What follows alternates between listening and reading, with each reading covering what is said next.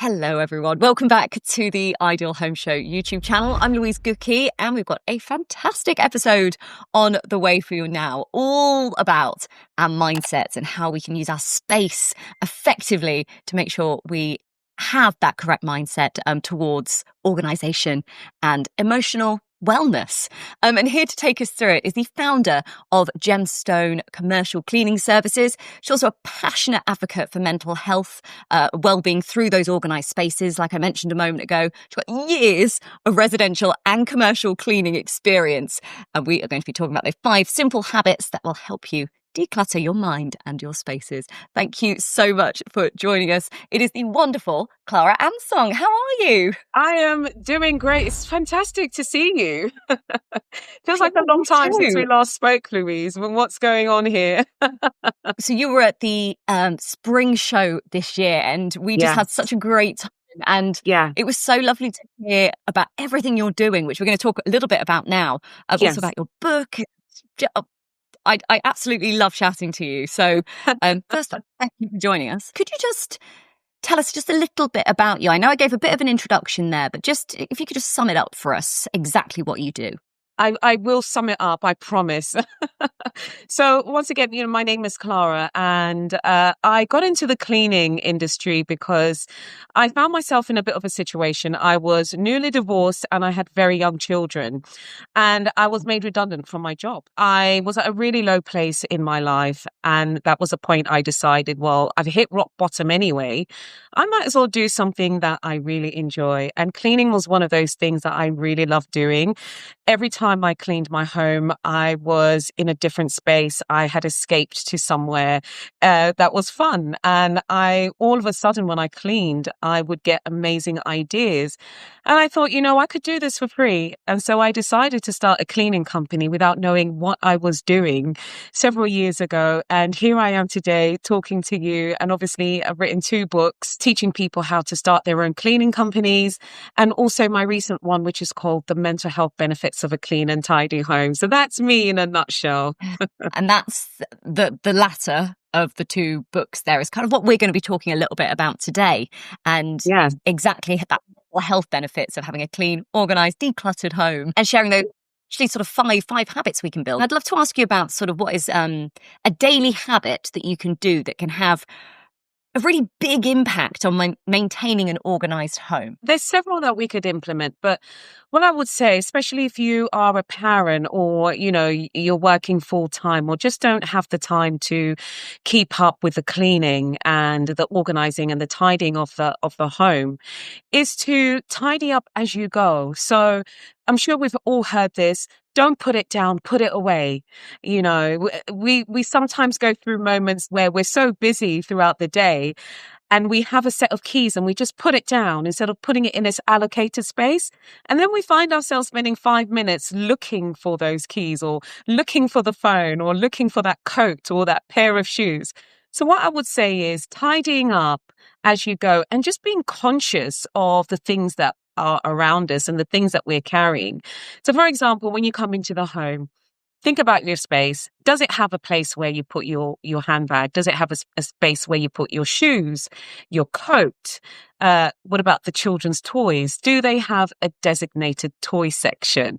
That way it keeps the space organized on a daily basis. It's not about always cleaning the home, but when you manage the stuff around us, it keeps the home tidy and manageable. So I would definitely say, don't put it down, put it in its designated space and try keeping your home as organized and managed as possible and have a designated space for everything, if you can. That is such a fantastic tip.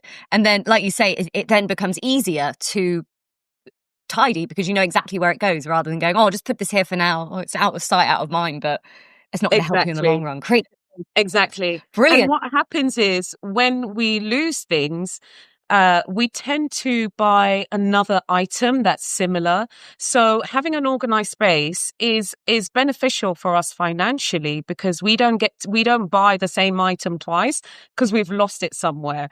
And then, we find the item like 3 weeks or months later. And now we find ourselves with 2 items or 3 items that we thought we'd lost. but really they've been in the house all along. So I've yeah, never done that it's a before. great money saving tip too. Absolutely, really. That's it makes a lot of sense because you know exactly where it is. Yeah, Okay, you talk a lot about your passion very much is about that mental health side of things and our yeah, emotional state, linking that to our spaces and in particular yeah, clutter.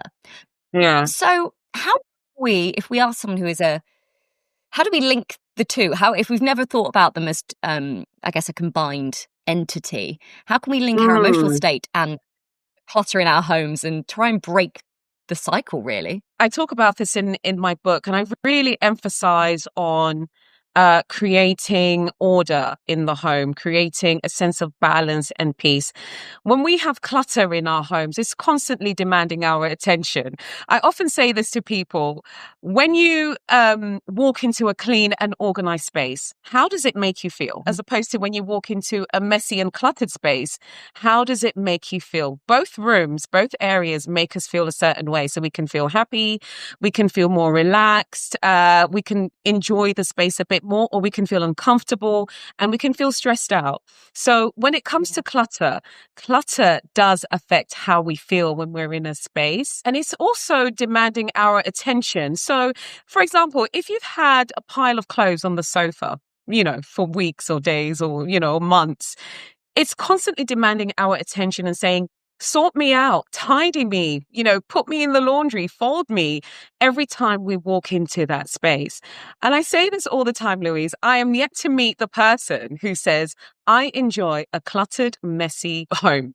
I'm yet to meet that person, and when I do meet them, that is what my next book is going to be based on. I've got to be out. If you're watching and you are that person, get in touch. I'm sure somebody's going to send an email saying, I am her. Can you write a book about me? But clutter is constantly demanding our attention.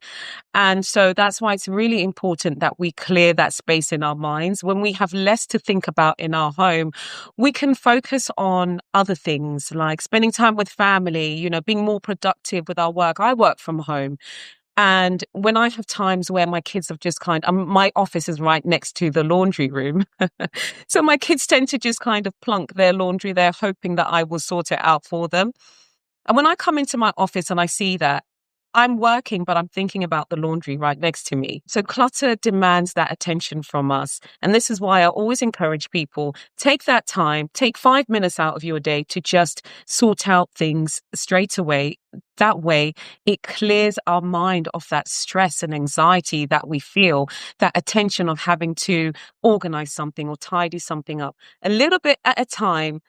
Relieves and alleviates that mental stress that we might have to organize our home. I hope that answered the question. Yeah, absolutely. And more, I'd say. Thank you for those insights. Something that's, I've heard you mention before is decluttering with intention. So having Yes, the yeah. intention, like with what you're doing. So how can we put that into practice? So what does that mean in a practical world? Yeah, yeah. Being intentional is so important. I often say to people, before you buy something, think about it. Do I really need it? Am I going to use it, or is it just going to collect dust in my home? We're living in an age of mass consumerism. It's so easy to buy one and get 10 free. And, just because it's at a discounted rate, it doesn't mean you buy it. You do not need it. So being intentional is asking yourself these questions. Do I really need this? Am I going to use it, or is it just going to spend time in my home, in the home? And then also there's the flip side of it, which is we've purchased things in our homes and we've kept them. We haven't quite used them, but we've kept them. And we feel guilty with letting those items go. And we often say to ourselves, well, I spent money on it. So I'm going to keep it for now because I spent an X amount of money. I'm going to keep it.